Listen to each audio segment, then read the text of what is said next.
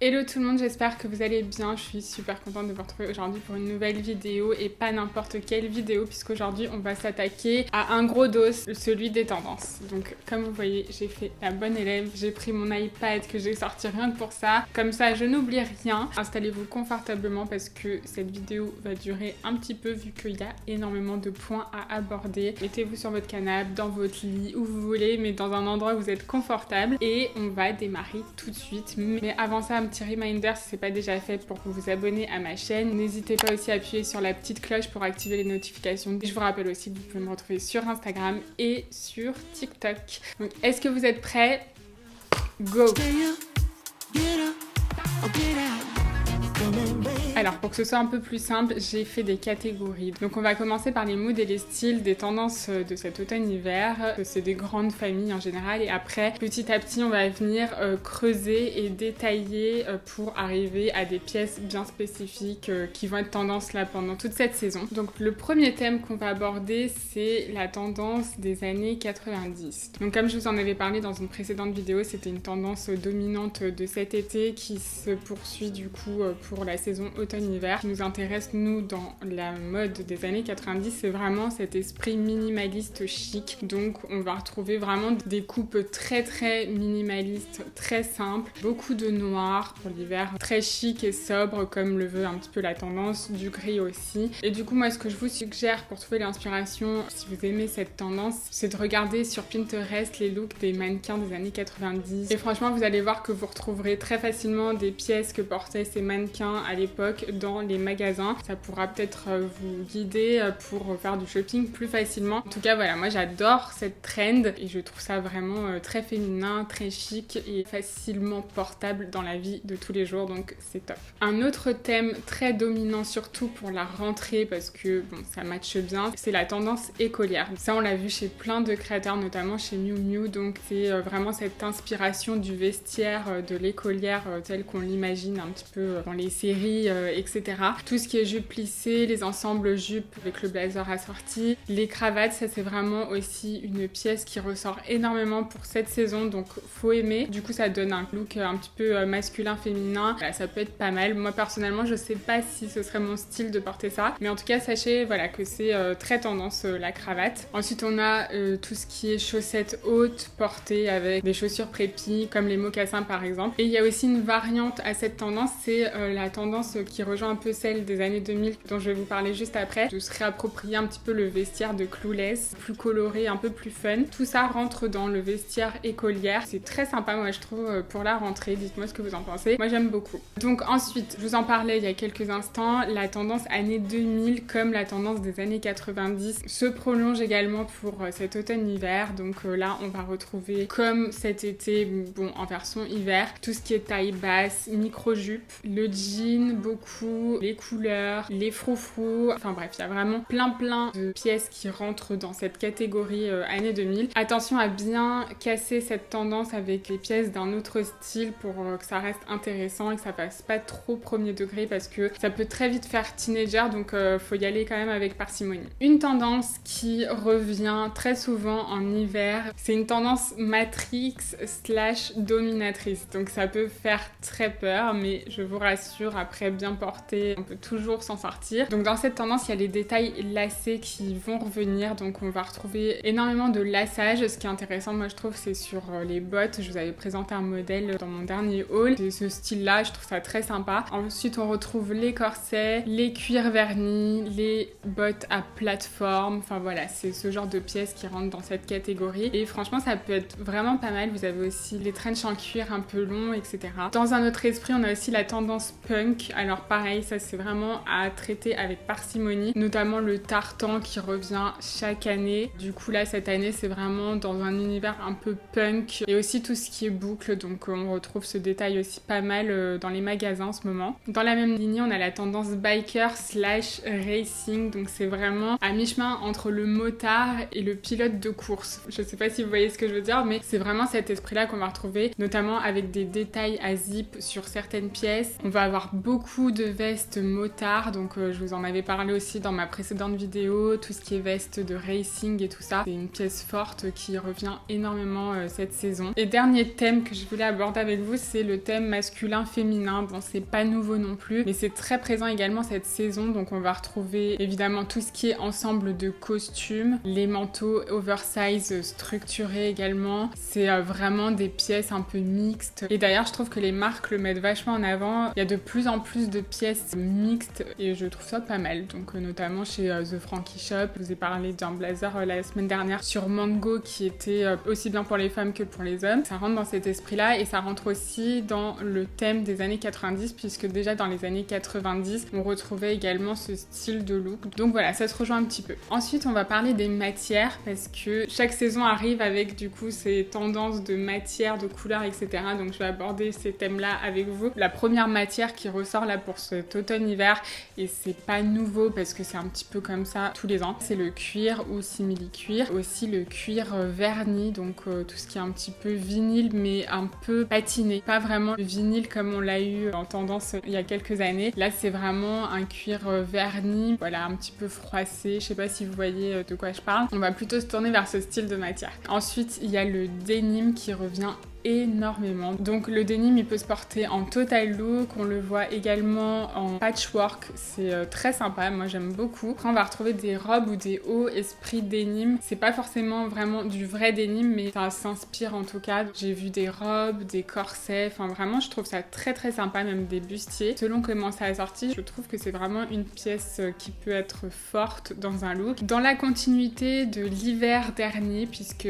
c'était un détail phare on va dire de l'hiver dernier, les plumes, je pense qu'on va en voir beaucoup, notamment à la période des fêtes. Les plumes sont encore présentes, donc si vous aviez acheté des trucs l'année dernière, vous pourrez les sortir cette année sans problème. Je trouve ça plutôt sympa, moi j'aime beaucoup. Pour le vestiaire du soir, je trouve que ça apporte vraiment quelque chose. Et d'ailleurs, je vous ai montré un blazer rose la semaine dernière dans mon dernier haul. Je vais pas arrêter de vous mentionner cette vidéo, je suis désolée, mais si vous voyez le blazer rose que j'ai acheté la semaine dernière, on va retrouver dans la lignée également de cet été certaines pièces lamées, notamment les pantalons. Je vous en avais parlé longuement dans ma vidéo tendance de cet été. Du coup, si vous avez déjà des pièces, n'hésitez pas à les ressortir. Sinon, vous pouvez investir dans un pantalon lamé argenté par exemple. Ça peut être sympa assorti à un pull, à une chemise, à des pièces vraiment plus basiques pour le porter au quotidien. Ou alors, c'est une pièce qu'on pourra ressortir en soirée avec un haut un petit peu plus sophistiqué. Et du coup, ça donnera un look très mode. Donc voilà pour les matières. Maintenant, on va passer aux détails. Au niveau des détails, on a beaucoup de pièces plissées. C'est vraiment un plissé très très fin. J'ai pas le mot exact en tête, mais ça a un nom. Aidez-moi, si vous avez le nom, dites-moi en commentaire. J'ai un trou noir. Je vais vous mettre des photos de toute façon pour que vous compreniez de quoi je parle. Cette matière-là ressort énormément en ce moment. Je la vois partout, notamment pour des looks du soir. Moi, franchement, j'adore. Et c'est souvent assorti à des pièces volumineuses. Perso, je suis fan. Ensuite, on retrouve également le cut-out. Donc le cut-out, ça revient un petit peu à chaque saison. Bon, c'est pas plus mal parce que du coup ça nous permet de ressortir des pièces qu'on a déjà. Mais du coup si vous avez des pulls avec un détail cut-out, je vous ai montré un blazer sur TikTok que j'adore. Si vous avez ce genre de pièces, n'hésitez pas à le ressortir parce que c'est toujours énormément d'actualité. Ensuite on va avoir tout ce qui est jeu de transparence. Donc n'hésitez pas, surtout pour les soirées parce qu'au quotidien c'est un peu plus compliqué, à sortir des pièces semi-transparentes, transparents parce que voilà c'est une tendance très forte qu'on a vue sur les défilés. Bon, c'est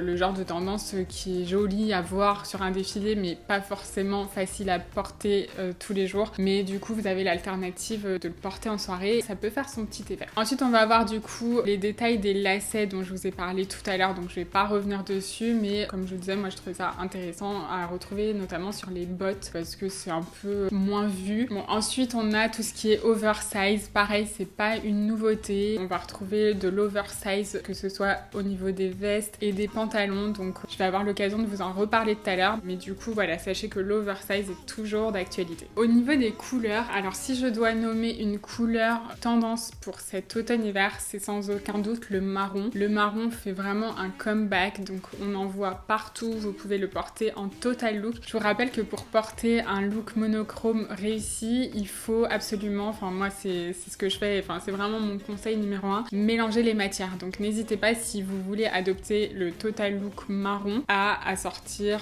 par exemple un pull marron en maille avec, je sais pas, un pantalon ou une jupe en cuir marron. Vraiment jouer sur les matières, ça rend le look encore plus abouti. Ensuite, on va retrouver énormément de rouge et du coup, je vous parlais de jeu de matière et le rouge, c'est exactement ça. Pour cet automne-hiver, le rouge est intéressant vraiment en jeu de matière, comme on a vu sur les défilés en fait. Donc ça va être du cuir rouge. Enfin, quand je dis cuir, c'est pas forcément du vrai cuir, ça peut être du simili-cuir, mais j'abrège en disant cuir, mat ou alors des sequins. Le rouge, on va le retrouver énormément sous ces formes-là cet hiver. Ensuite, il y a le lilas / violet qui essaye toujours de percer, mais je sais pas ce que vous en pensez, je trouve que c'est une couleur, ça fait quelques saisons qu'on nous annonce que c'est la couleur tendance de la saison. J'ai l'impression qu'elle n'arrive pas à percer cette couleur.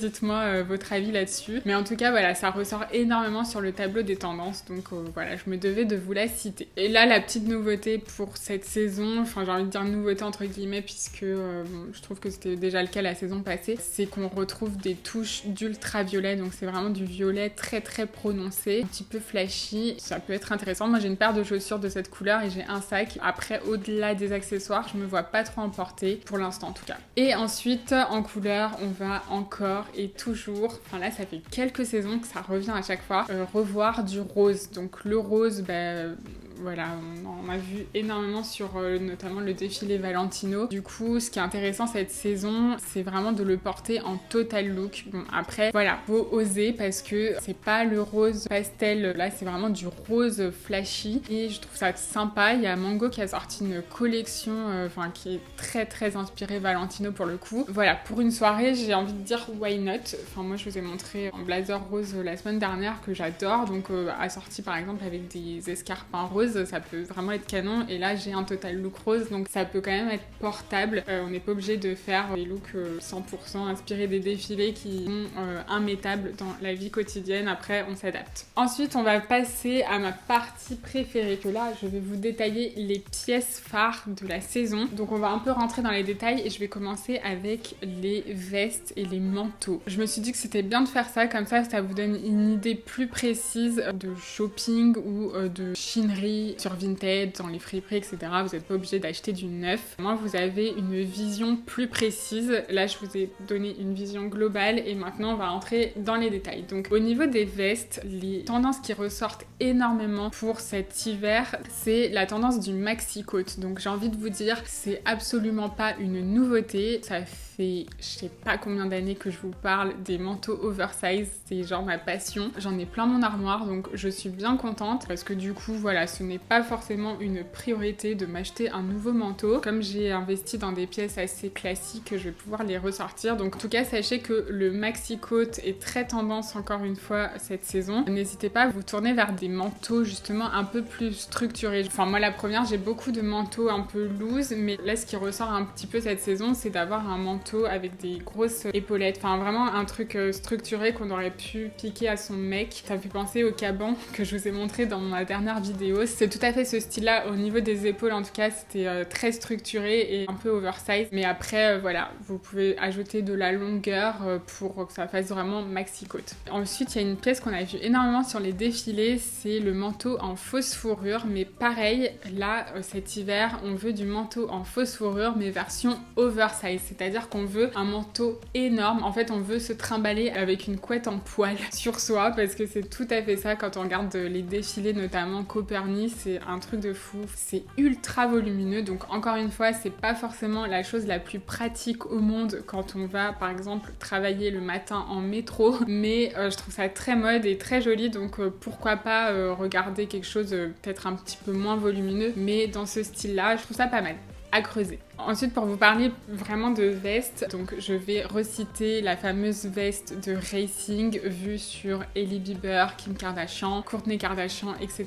Voilà, il y a certaines célébrités qui se la sont déjà appropriées. Moi, je pense que ça change. Ça fait un petit moment qu'on n'a pas vu ça, donc ça apporte un petit peu de fraîcheur, j'ai envie de dire. Et du coup, je trouve que de contraster le look de racing, de biker, c'est intéressant en termes de mode, de le rendre un peu plus féminin ou de le trancher avec des bottes, avec une paire de talons. pantalons à bout pointu, enfin voilà, on peut s'amuser vraiment avec ce style de pièce. Du coup je trouve ça super. Ensuite on a l'éternel blazer oversize qui ne se démode pas, donc ça c'est une super nouvelle aussi. Depuis des années c'est une pièce que j'adore, donc c'est vraiment génial parce que c'est une pièce versatile qu'on peut mettre absolument partout et tout le temps, donc on peut la porter que ce soit au travail, en soirée, enfin vraiment j'adore les blazers oversize pour ça. Si vous n'avez pas encore de blazer oversize, franchement foncez, investissez. Moi j'ai plein de blazers que j'ai achetés en friperie aussi. D'ailleurs c'est mes plus beaux blazers oversize parce que ils sont bien structurés, la matière est quali. Franchement vous pouvez trouver des pépites. Et pareil, si jamais vous voulez acheter du neuf, n'hésitez pas à regarder dans les rayons des hommes parce que c'est là qu'on va trouver, je trouve, les meilleurs blazers oversize. Les épaules vont être bien structurées, enfin franchement des fois les coupes sont meilleures chez les hommes je trouve, donc c'est un petit tips que je vous donne.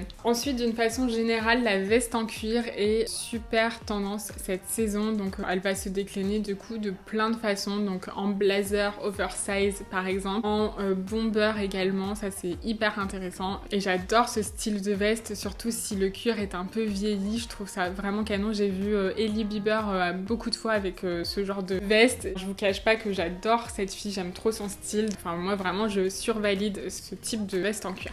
Et ensuite, je suis obligée de vous citer les vestes chic. C'est les vestes à la Chanel qui sont du coup un petit peu plus féminines, qui font un look très parisienne. Perso, j'adore et si vous n'avez pas une veste comme ça, franchement, n'hésitez pas à investir, surtout pour la mi-saison. Et après, vous pourrez les porter en dessous vos manteaux, donc c'est vraiment pas une pièce uniquement de mi-saison. L'hiver dernier, j'ai commencé à en porter et justement, je les mettais vraiment comme j'aurais pu porter un blazer, je mettais un manteau par-dessus et après c'est une veste que j'intégrais complètement à mon look toute la journée. Passons au haut maintenant. Alors dans les tendances de cet automne-hiver, il y a un haut en particulier qui ressort, c'est, je vous le donne en mille, le débardeur immaculé. Donc en fait c'est genre le plus grand des basiques que les marques ont décidé de mettre en avant cette saison. On l'a vu chez Prada, Bottega Veneta, chez Chloé. Donc vraiment le tank top ressort énormément et c'est une très bonne nouvelle je trouve pour une fois que les marques mettent à l'honneur un basique. Autant en profiter. Donc les débardeurs vous pouvez en trouver à tous les prix, vraiment partout. Quoi qu'il arrive,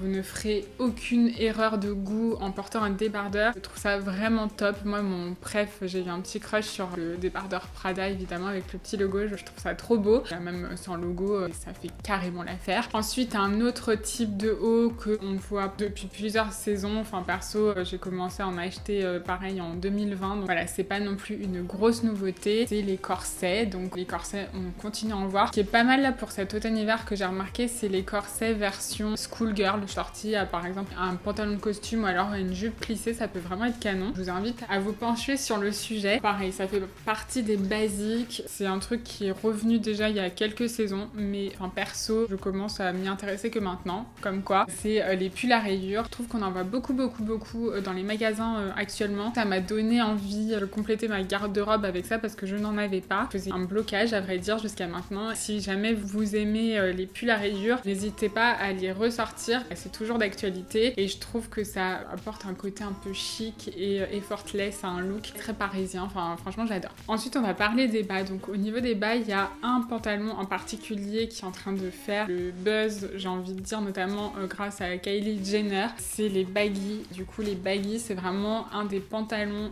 qui revient le plus en ce moment. On peut le trouver taille basse ou à taille haute ou taille moyenne, mais enfin, ce qui importe vraiment, c'est qu'il soit ample, comme un baggy, quoi. Enfin, qu'il soit tout simplement ce qu'il est, un baggy. Donc voilà, si jamais vous aimez ce style, n'hésitez pas aussi à adopter. Je pense que ça peut vraiment être canon. Le baggy, je trouve, il peut vraiment faire son petit effet. S'il est bien porté, bien accessoirisé, ça peut vraiment être stylé. Ensuite, rien de nouveau, puisque je vous en parlais déjà cet été, la mini-jupe est toujours autant d'actualité. On en a vu partout sur les défilés, déclinée sous plusieurs versions. Donc on a la mini-jupe style écolière, la mini-jupe style sportive chez Miu Miu là pour cet automne-hiver. On a la mini-jupe en jean, des mini-jupes à connotation années 2000. Donc vraiment il y a de quoi faire dans la mini-jupe et si jamais vous êtes un peu frileuse de porter la mini-jupe, ce que je peux comprendre, comprendre. Vous avez aussi des modèles jupes short qui se vendent, je vous en ai parlé dans ma précédente vidéo haul. On passe d'un modèle qui n'est pas métable à quelque chose de métable puisqu'en fait c'est un short en dessous. Moi perso je fais du vélo avec et c'est vraiment une belle alternative à la mini-jupe. Ensuite tout le contraire du mini-jupe, il y a les jupes longues qui reviennent sur le devant de la scène. Ça reste quand même une petite niche mais j'en ai vu pas mal portées par exemple avec des bottes. Je pense que je vais craquer notamment pour une jupe longue en jean. Je pense que c'est une pièce qui a du potentiel. On laisse encore un peu de réflexion mais je suis à 2 doigts de craquer. Et ensuite en bas, forcément il y a les pantalons de costume. Donc pareil, les pantalons de costume, c'est une pièce indémodable. Je pense que tout le monde en a dans son dressing. Si vous en avez pas, franchement investissez parce que c'est une pièce que vous garderez longtemps. Les pantalons de costume qui peuvent se porter avec des sneakers, avec des ballerines, avec des mocassins, avec plein de types de chaussures. Donc c'est vraiment pas un investissement dans le vent et ça fait toujours son petit effet. Ensuite, passons à un sujet très sérieux que je prends très à cœur, les chaussures. Les chaussures, vous savez que ma passion number one, c'est les chaussures. Alors, je vous ai fait une liste comme ça de must-have chaussures à avoir là pour cet hiver, donc j'espère que vous êtes prêts. Donc, premièrement, cet hiver, c'est le retour des cuissardes. Donc, les cuissardes, ça a été hyper tendance à un moment. Enfin, même moi, j'en pouvais plus. Je vous parlais de cuissardes matin, midi et soir. Mais c'est vrai qu'il y a eu une petite accalmie là ces derniers temps. Ça fait 2 ans, j'ai envie de dire que ça s'est un peu calmé. Moi, la première, je privilégiais des bottes sous le genou pour porter au quotidien. Je crois que j'ai pas mis une seule fois une paire de cuissardes l'année dernière. Voilà, en tout cas là ça revient. Mais le truc c'est que ça revient pas en mode cuissarde comme on connaît et comme on a toujours connu. Là c'est vraiment des cuissardes un peu larges et très très hautes. Encore une fois, c'est pas forcément un modèle pratique dans la vie quotidienne. En tout cas voilà, c'est à creuser. Moi mes dernières cuissardes que j'ai achetées il y a quelques années, c'était un peu dans cet esprit là, donc peut-être que je vais pouvoir les ressortir. C'était des cuissardes un petit peu plissées, un peu rigides. Voilà, c'est un peu l'esprit, mais en tout cas voilà, la tendance dit que c'est vraiment le modèle large qui prime, mais en vrai faites à votre sauce et ça va très bien aller aussi. Ensuite on a un retour également de la Santiago, de la botte Santiago. Ça c'est pareil, c'est une tendance qui vient, qui part, qui revient, etc. Moi perso, je vous l'avais dit la semaine dernière, moi je cherchais vraiment une botte qui est l'ADN de la Santiago sans en avoir les détails. Donc c'est vraiment la forme du talon, la forme de la pointe de la chaussure et de la tige sans avoir les surpiqûres avec les ornements, etc. Je voulais vraiment quelque chose de simple. J'ai trouvé chez Mango, je vous remettrai le lien en barre d'infos. Pour moi vraiment c'est parfait, voilà, c'est entre deux parce que j'avais pas envie de revenir à un modèle vraiment Santiago comme je portais il y a quelques années. J'ai plus envie de ça et au pire j'ai les modèles que j'ai dans mon dressing, donc je voulais vraiment quelque chose d'assez simple. En termes de détails au niveau des chaussures, on a tout ce qui est à bout pointu. Le bout pointu revient énormément. On a été vraiment dans une ère où on a eu du bout carré, du bout rond, mais là vraiment le bout pointu revient. Si vous avez repéré une paire de chaussures à bout pointu, foncez. Je vous en ai déjà parlé, vous savez que j'adore, d'ailleurs c'était mon cadeau d'anniversaire. Les escarpins pointus, ça s'installe, la tendance s'installe. Vraiment ça peut finir un look et ça donne un côté un petit peu années 90, un peu habillé, enfin je trouve ça vraiment pas mal. Mais c'est vrai que j'ai une préférence quand même pour les modèles slingback avec une lanière derrière, pas un escarpin fermé que je trouve vraiment très très classique, quoique il peut y avoir des modèles pas mal qui vont me contredire, mais de base j'aime bien moi cette idée d'avoir la sangle à l'arrière. Je trouve que c'est un peu plus moderne, mais bon, ça s'applique également aux bottes. On voit de plus en plus de bottes à bout pointu, je trouve ça pas mal, donc n'hésitez pas à regarder aussi de ce côté là, ça change un peu de ce qu'on a pu porter ces dernières saisons. Ensuite dans les talons, on a également tout ce qui est talons à plateforme, donc là pareil, rien de nouveau, la plateforme est toujours d'actualité, donc faire ressortir vos chaussures de l'année dernière, il n'y a aucun souci là-dessus, c'est toujours extrêmement d'actualité. Après je sais que c'est pas le genre de chaussures qui fait l'unanimité, moi j'aime bien, voilà. Alors pour vous parler des sneakers, fallait absolument que je vous parle du modèle Samba de chez Adidas parce que c'est en phase de devenir la nouvelle sneakers à avoir. Alors pour vous dire, elles sont introuvables. C'est une paire qui coûte dans les 90 € d'habitude. C'est une paire du coup qui est sold out et commence à trouver à des prix exorbitants. Genre j'en ai vu à partir de 500 €, ça va jusqu'à 1300 € selon la pointure, j'ai envie de dire c'est bon quoi. Donc ça c'est vraiment une paire qui a été adoptée par Bella Hadid et qu'on a vu aussi sur Kendall Jenner, sur Hailey Bieber, enfin voilà, ces hit girls là. La demande est montée en flèche et du coup rupture, du coup flambée des prix et tout ça. Donc si jamais vous avez la chance de trouver encore des Samba à moindre prix, moi j'en ai vu chez Farfetch, je vais vous mettre le lien dans la barre d'infos. En tout cas moi je pense que je vais craquer. Donc voilà, je voulais vous en parler parce que c'est un peu la nouvelle New Balance. Je pense que la marque Adidas va revenir. De toute façon ça a fait des cycles. Adidas était là à une époque, après ça a été Nike, après ça a été New Balance, voilà c'est cyclique. Mais je pense que Adidas on va vraiment l'avoir pas mal en termes de sneakers cette saison. Donc gardez un œil sur cette marque. Et ensuite il y a le modèle Mary Jane qui est toujours très d'actualité, qui l'est d'ailleurs depuis la sortie des Nodalito. Enfin voilà, Jonak a sorti des très beaux modèles de Mary Jane et toujours dans cet esprit prépi, écolière.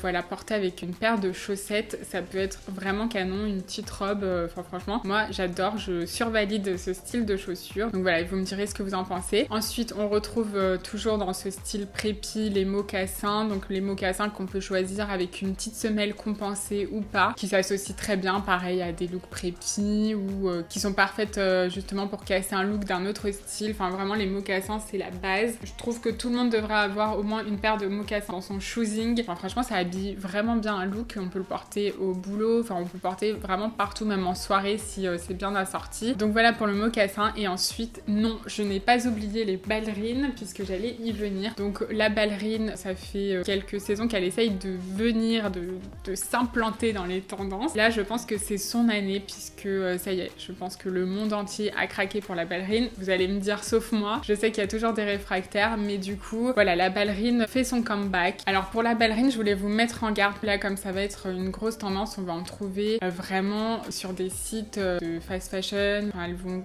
coûter genre 20 € et du coup la qualité va pas être au rendez-vous. Je voulais vraiment faire un warning là-dessus parce que la ballerine, en fait je pense qu'on est toutes un peu traumatisées de la ballerine à cause de ça. C'est le côté cheap en fait qu'on n'aime pas. Donc mon conseil ce serait, si vous voulez craquer pour la ballerine, mettez un peu plus d'argent pour un modèle de qualité. Donc ça veut pas dire payer 500 € ou 300 € la paire, mais par exemple une centaine d'euros. Enfin je sais que c'est quand même un budget, mais chez Jonak par exemple, vous avez des très belles ballerines qui font quali, qui sont loin du cheap et de ce qu'on peut s'imaginer de la ballerine. Et du coup, je pense que ça pourra vous réconcilier avec ce type de chaussures. Moi, j'ai craqué sur les slingbags qui font très Chanel de Jonak. Je vous les ai montrés dans la précédente vidéo. Franchement, je les adore. N'hésitez pas à partir sur ce style de modèle si vous aimez pas le modèle simple avec le nœud. J'ai vu une alternative qui est pas mal aussi. Pour le coup, c'est un peu plus pointu dans tous les sens du terme. Un modèle de chez Anine Bing. Donc, c'est une ballerine à bout pointu. Je trouvais ça hyper original et vraiment intéressant.